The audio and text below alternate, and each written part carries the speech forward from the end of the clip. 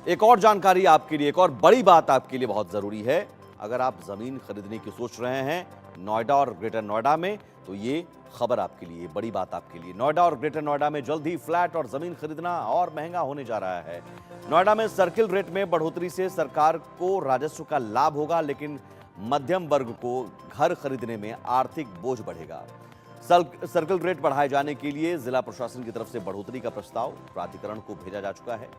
DM का कहना है कि प्राधिकरण की तरफ से मिले फीडबैक के बाद ही इस पर कोई फैसला लिया जाएगा। जमीनों के सर्किल रेट में वृद्धि की खबरों के बाद बिल्डर सहित कोलोनाइजर्स में उत्सुकता बढ़ गई है। 20% से अधिक डीएम सर्किल रेट में बढ़ोतरी की बात कही जा रही है। प्रदेशी नहीं, गैर प्रदेशों के भी बिल्डर और companies smart city greater Noida और नोएडा सहित आसपास जेवर दादरी में जमीनों की खरीद फरोख्त का काम व्यापक तौर पर भी कर रही है। जेवर एयरपोर्ट के आसपास जमीनों की कीमत अभी से बढ़नी शुरू हो गई है। हालत यह है कि अभी सरकार को जेवर के आसपास कई जगह जमीन का अधिग्रहण करना बाकी है। ऐसे में प्रशासन और सरकार की मंशा यही है कि रेट अगर बढ़ा दिए तो अधिक मुआवजा किसानों को देना होगा, जो कि घाटे का सौदा होगा। पूरे प्रकरण में सर्किल रेट के क्या प्रस्ताव प्राधिकरण को भेजे गए हैं, इस पर डीएम मनीष कुमार वर्मा ने कहा कि यह बताना उचित नहीं है, थोड़ा इंतजार करना होगा। यानी प्रस्ताव के डिटेल्स को लेकर अभी खुलासा नहीं हुआ है, लेकिन हो सकता है कि आने वाले दिनों में इन इलाकों में जमीन खरीदना महंगा होगा, प्रॉपर्टी खरीदना महंगा होगा।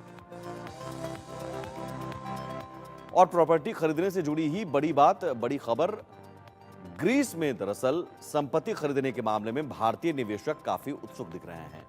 एक रिपोर्ट के मुताबिक ग्रीस में जुलाई अगस्त के बीच भारतीय निवेशकों की संपत्ति की खरीद में 37% की वृद्धि देखी गई है। दरअसल ग्रीस ने गोल्डन वीजा नियम में बदलाव किया है, जिससे खरीदार स्थायी निवास हासिल करने के लिए तेजी से संपत्ति खरीद रहे हैं।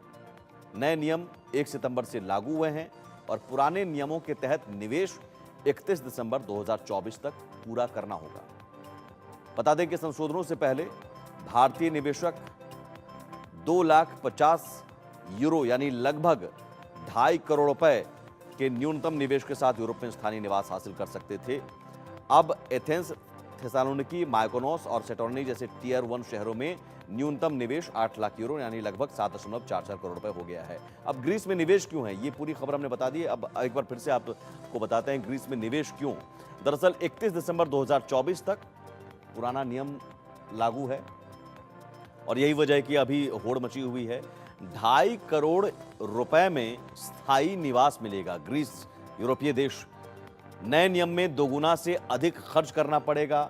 अब तक जो खर्च किया जा रहा था उससे ज़्यादा खर्च करना पड़ेगा, तब जाकर आपको वहाँ प्रॉपर्टी और फिर स्थायी निवास। निवेश से वहाँ अच्छा किराया भी मिल जाता है। कई निवेशक हैं जो वहाँ पर प्रॉपर्टी ले लेते हैं और किराए पर चढ़ा देते हैं। अच्छी शिक्षा और स्वास्थ्य सेवाएं मिलती हैं ग्रीस में, यूरोपीय कंट्री है और जीवन शैली भी अच्छी है, तो कई निवेशक सोचते हैं वहाँ पर क्यों ना हम रहें। यूरोपीय संघ में व्यवसाय करने में मदद मिलती है अगर आप वहाँ स्थायी बन जाते हैं, स्थायी वहाँ नागरिक बन जाते हैं। कई देशों ने स्थायी निवास कार्यक्रम को तो बंद किया है। ये कार्यक्रम पहले भी दूसरे देशों में चलता था। पुर्तगाल, स्पेन और आयरलैंड का स्थायी निवास कार्यक्रम बंद हो गया है। पहले इन देशों में भी चलता था, लेकिन अब यहाँ बंद हो गया है। ग्रीस में है लागू और 31 दिसंबर 2024 तक पुराना नियम लागू रहेगा।